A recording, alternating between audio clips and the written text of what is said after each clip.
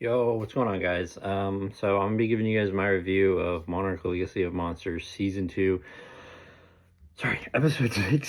Man, so this episode, we pick up with a scene of not Godzilla, Kong, and Kentaro is basically kind of like, I guess, journaling about Titans on Skull Island. And for me, I didn't like this scene. I mean, I like the fact that we got to see Kong, but the fact that Kentaro's just running around on Skull Island like willy-nilly in the dark, by the way, um, it doesn't really like it kind of diminishes Skull Island for me because Skull Island and Kong Skull Island, it was a dangerous place. And now we just have, a young guy like probably around my age, in between 20 and 25, just running around willy nilly with no weapons, nothing, just drawing pictures of Kong. And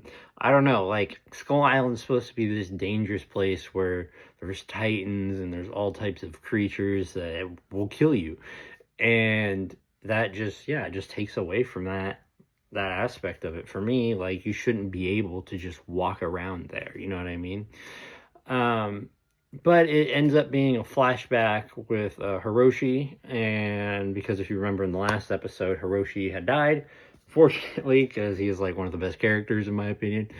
So Hiroshi died, and then it's basically a scene between Kentaro and Hiroshi, and then it cuts to present day, and we're at Hiroshi's funeral, and the family is basically saying goodbye to Hiroshi.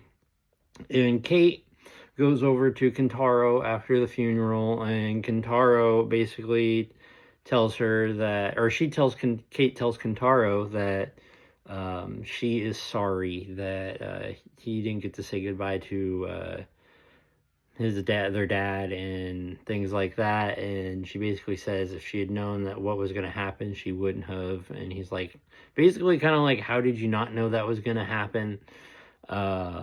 It's a Titan, and I mean, that's a great point. But then she says that she didn't know what was happening, and I mean, if you watch the last episode, that makes sense. Like, she looked like she was like, hallucinating or like in a trance or something that the Titan may have put her in. I don't know.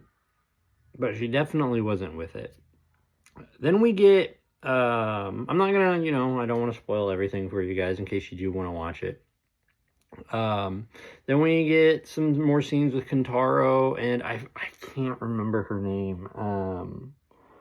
It's the tech chick with the code, the black girl. She basically shows up at Kentaro's and tells him, well, she's like, hey, I just wanted to check on you. And Kentaro's like, did you stop by Kate's?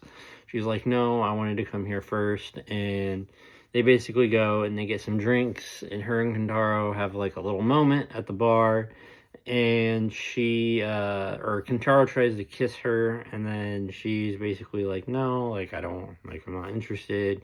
And then he's kind of like, oh, like, I forgot you're more interested in my sister. And then they have a little thing, and she leaves. And then Prey shows up. And what I mean by Prey is the girl from Prey. I don't know her name. But she's here. She's playing somebody's daughter. I forget what the name was that they dropped. But the girl from Prey is here, and basically she shows up and it's like, I see you struck out there with your date, da da da da. And Kentaro's like, not my date, and stuff like that. And they basically talk, and Kentaro finds out that she works for somebody that wants to, from the sounds of it, wants to try and help them with their Titan problems. So they might get some help from her or something like that. So, and maybe potentially, a love interest for Kentaro. So we'll just have to see where that goes.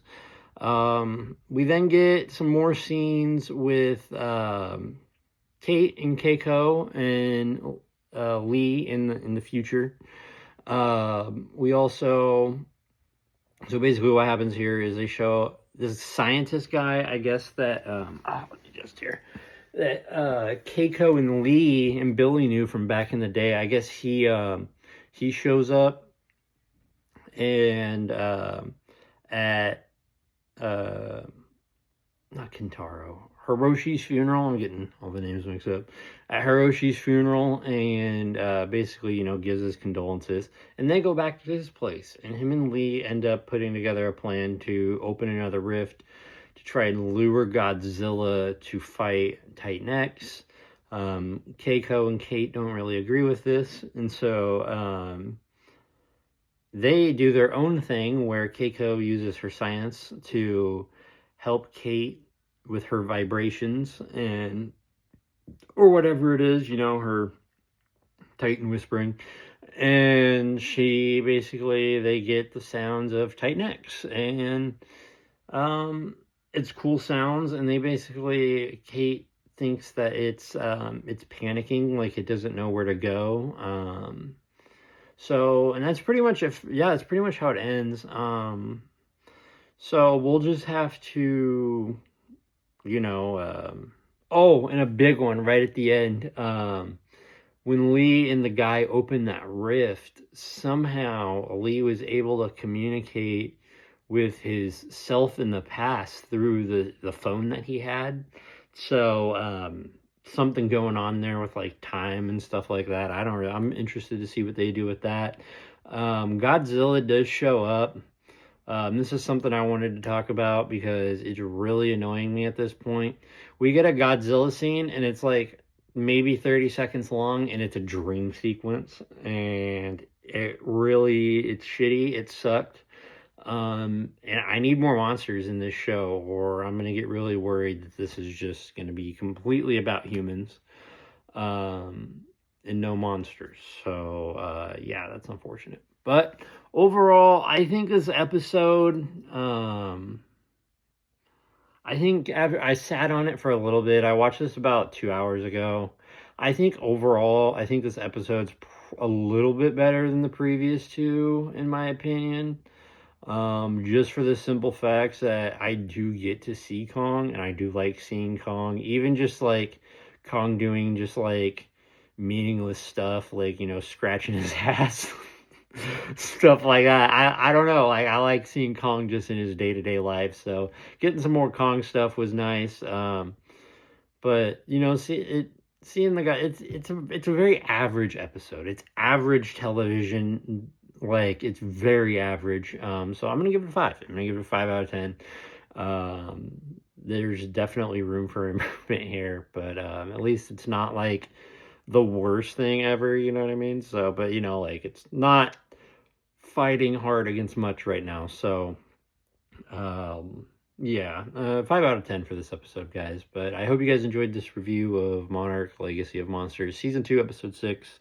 And I hope you guys have a great rest of your day. I'll catch you in the next one. Peace out, everybody.